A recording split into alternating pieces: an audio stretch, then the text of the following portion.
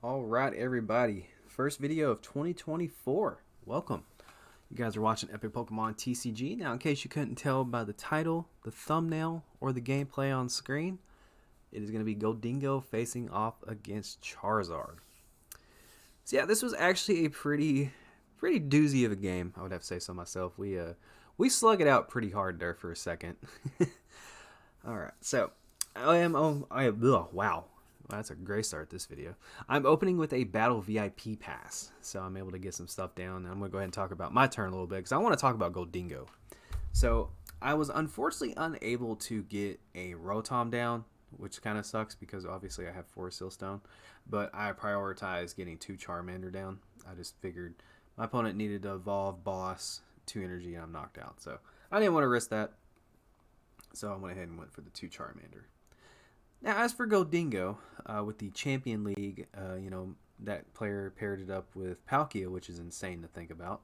But, it's a weird combo. It's a little unorthodox, but when you start thinking about it, if you can't knock out something with Gholdengo, you got Palkia sitting there ready to go, and then you're discarding energy with your attack, so there's obviously targets in there for the V-Star ability. It just kind of makes sense. I've been messing around with that list a little bit, not too much, but I had a pretty awesome Greninja turn with it, and overall it's a fun list. And because of that, now we're starting to see Worker kind of get implemented a little more. I'm not really saying this is a new thing, 'cause I'm sure people have already been playing it, but the evolution of Gholdengo is pretty cool. My opponent's also playing Avery in this list, which is crazy, because you think about it, that is a lot of drawing. You got coin bonus when it's in the active. Gholdengo will draw you 2 cards. When it's on the bench, you're getting 1 card. And then you have the 3 draw supporters with some pretty sweet effects. Avery could put your opponent in a difficult position regarding, discarding bench stuff. And then, of course, Worker is going to discard Stadium. So that's pretty cool. So that's just a lot of draw power going. And then, obviously, you're discarding stuff. And you also have Greninja there if you need that for a couple extra cards. Overall, though, Gholdengo, pretty fun deck. I enjoy it. So the best case scenario just happened. I bumped my mouse. Apologies there. My Mew went down, so I'm still good. I have 2 Charmander. I'm sitting pretty.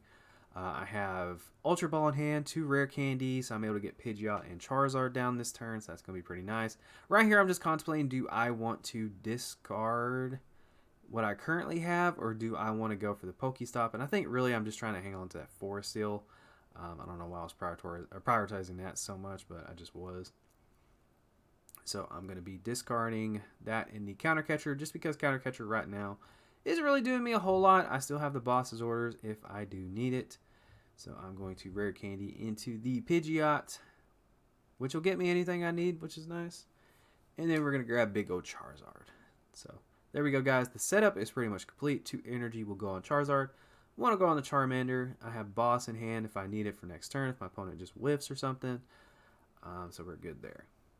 Now you are going to see 2 absolutely insane turns from my opponent. I'm just going to tell you that now. Spoiler alert. And that's kind of what I was saying. We were slugging it out. So right here, I'm just going to quick search for the Charmeleon just to get that down. That way next turn I don't need Rare Candy and Charizard. I just need to grab the Charizard. So that'll save me a little bit of a headache. And unfortunately, I am short damage, but I am still getting some damage on the board and softening up that Gholdengo, which, I mean, I'm 2-shotting it anyway. Oh, gosh. It is currently dark outside. I'm doing this early in the morning. I have a very long day ahead of me. It is absolutely freaking cold in here. I got up, grabbed my Baby Yoda blanket, threw it over me, went and made a cup of coffee. And before you get triggered, the reason why I'm calling it Baby Yoda is because I feel like more people are going to know what I'm talking about if they don't watch Star Wars versus calling him Grogu. So we're just gonna tell you that right now. Yeah, I went and grabbed my coffee, tried to warm up a little bit, figured I'd knock out this commentary early before my day really kicks off. And my opponent is sitting with a big old 11 card hand. So you guys can already kind of see where this is going. As we see the Earthen Vessel coming down, pitching a Nest Ball, grabbing 2 more energy. My goodness. And yeah, yeah, poor Charizard got to at least attack before it unfortunately met its demise here in a second. I think my opponent evolves here. Yes, evolve into the beautiful Scizor. My opponent's got like a blingy deck going. I like it. Granted, if you play Gholdengo, your deck needs to be a little blinged out. So we see the coin bonus again. So now my opponent's sitting at 10 cards. Ugh. And there it is. I'm going to make it rain. Discarding. Wait for it. Wait for it. Wait a little longer. 7 energy for 350 damage. One-shotting my poor Charizards. My opponent's going to be going down to 3 prize cards. Going to promote that Charmeleon. And fortunately, I do top deck the fire energy here. So I went for a little bit of a greedy play. Instead of guaranteeing myself the Charizard and just grabbing that, I went ahead and grabbed a Professor's Research. I probably could have grabbed the Iono, but I wanted like 1 extra card just to make myself feel a little safer here. Plus, my opponent just spent a lot of resources, and in the back of my fragile little mind, I'm thinking, I'm alright.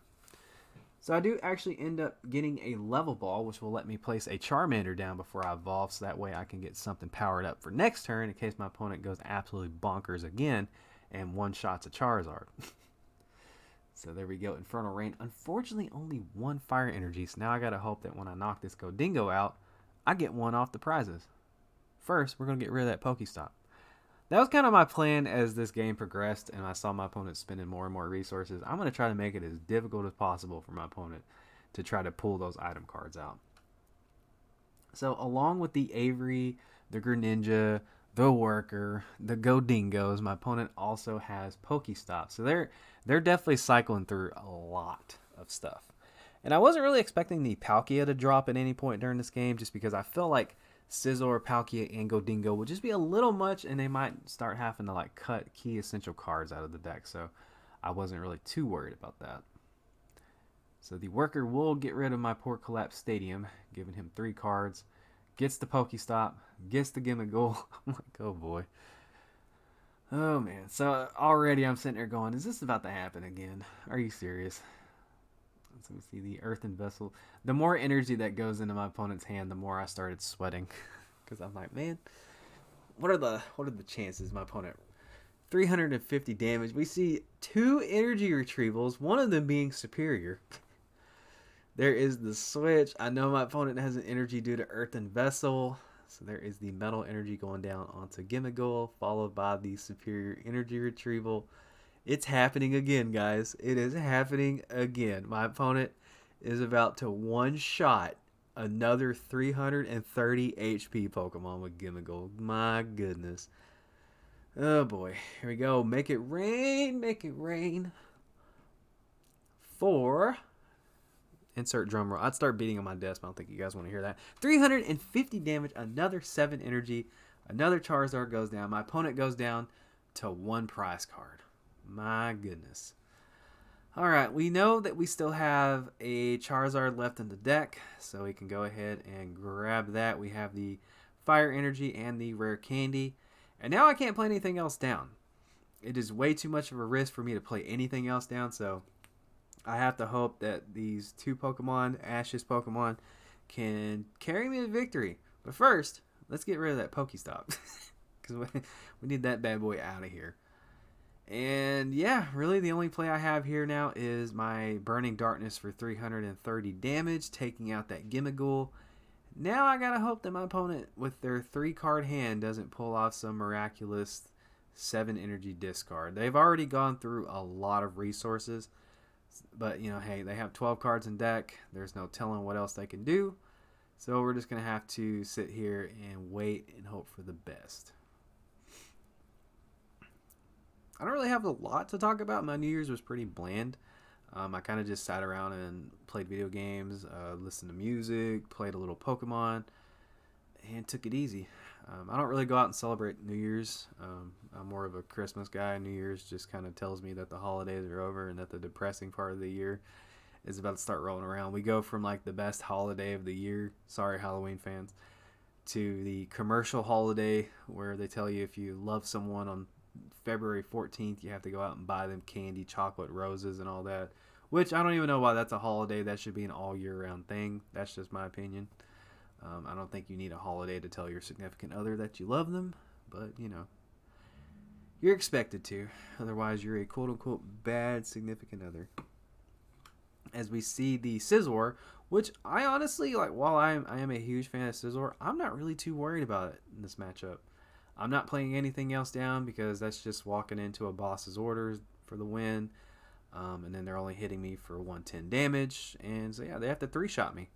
I do rip the counter catcher off the top deck, which is perfect because not only can I take out their only threat right now, which is Gholdengo, which can evolve into Gholdengo, but I can also quick search for the Iono, put them down to 1 card, making it even more difficult for them to possibly rip anything off. I gotta make it as difficult as possible. So we're just gonna go ahead and Iono, getting rid of that. And at this point, I am one-shotting anything they play down. So, you know, if they play down something that for some odd reason I can't do anything against, I have quick search for boss. So there we go. 660 damage to that poor Gholdengo. And we're going to go down to 1 prize card. Getting an Iono just in case. So we are deadlocked. 1-1 prize. And I'm feeling pretty good. I don't think my opponent is going to be able to finish my Charizard off with this Scizor. We see an Avery for 3. I should be good. Should be good. Let's see, Palpad. Shuffling a couple of blingy supporters, I believe. Yep, the Iono and Boss. But yeah, I'm going to go ahead and sign the video out here, guys. First video of 2024 is in the books. Hopefully 2024 is a good year. I definitely need one after 2023. So thank you all so much for watching. Let's hope we can get to 2K subs this year. And I want to wish you all a happy new year, and I hope you are all safe, and I hope 2024 is your year as we close out the game, taking our final prize, winning with Charizard Pidgeot. And I want you guys to take a look at my damage here in a second because it is actually kind of insane. Actually, my opponent's damage too. I think my opponent got 1,000 damage. I got 1,800 damage. We almost did 3,000 damage combined that game. That is wild. Woo! Don't forget to like, follow, and obey.